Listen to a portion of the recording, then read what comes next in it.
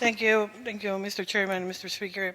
I want to thank the honorable member from Guam, Congresswoman Bordalo, for taking this initiative to present H.R. 6665, and Chairman Bishop and Ranking Member Grijalva for having moved this legislation to continue to extend equal treatment to the American community citizens in the territories.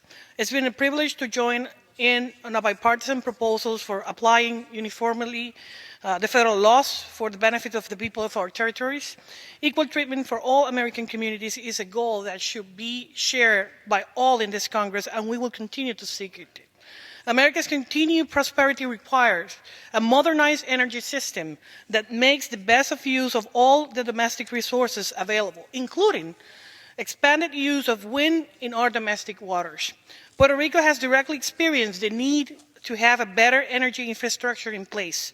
Today, only 2% of our energy in Puerto Rico comes just from renewable sources. Our plans for long-term recovery of our electric grid include a much higher reliance on renewable energy to reduce environmental impact and increase efficiency. As is today, many of the territories rely on expensive diesel or fuel oil generation system. An integration of greater diversity of generating sources will provide them greater flexibility in their development plans. At the same time, however, this upgrade on our generation sources should be conducted in each jurisdiction based on its technical, economic, and environmental viability, and rely more on private investment participation instead of taxpayer funding. This legislation will direct the Department of Interior to study what is the viability of the continental shelf wind resources offshore the territories.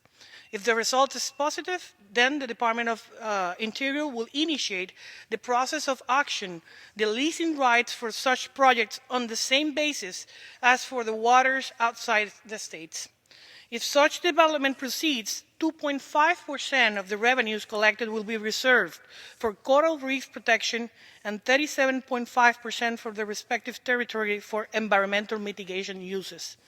This way is the better way to develop energy resources and provide also funding for the territories to take their own measures for securing better environmental conditions.